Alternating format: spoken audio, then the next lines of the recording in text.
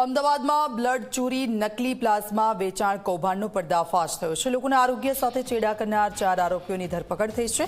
અમદાવાદ ગ્રામ્ય એસઓજીએ કાર્યવાહી કરી છે। એન્ટી કેન્સર કંપનીના પ્લાઝમા ચોરી કરતા હતા। અસલી પ્લાઝમા કાઢીને નકલી પ્લાઝમા મૂકવામાં આવતા હતા। 1140 પ્લાઝમા બેગ કરવામાં આવી હતી। છેલ્લા 6 મહિનાથી આરોપીઓ આ કૌભાંડ ચલાવતા હતા। અડધી કિંમતે નકલી પ્લાઝમાનું મહારાષ્ટ્રમાં વેચાણ કરાતું હતું।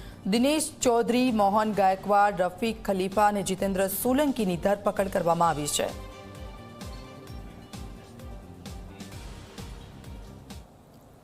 દિનેશ ચૌધરી અને મોહન ગાયકવાડ બે મુખ્ય જે નકલી પ્લાઝમા બનાવવાનો જે રેકેટ હતા એના સૂત્રધાર હતા।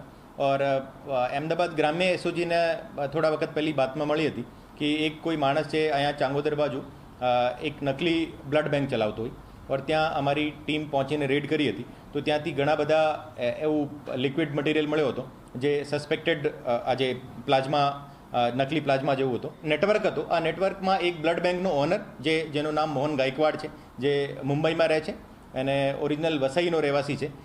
એ ઘણા બધા પહેલાં બ્લડ બેંક સાથે કામ કરેલો હતો અને પછી પોતાનો બ્લડ બેંક ચલાવતો હોય। ઓર એને સાથે સાથે દિનેશ ચૌધરી જે જુદી જુદી ફાર્મા કંપનીઝમાં એક પ્લાઝમા કલેક્શન એક્ઝિક્યુટિવ રીતે કામ કરતો હતો અને ત્યાંથી એ જે પ્લાઝમાનો આખો પ્રોસેસ સમજીને એને સાથે જોડાયો હતો और ત્યાંથી એ લોકો જે આખો એ નેટવર્ક ઊભો કર્યો હતો।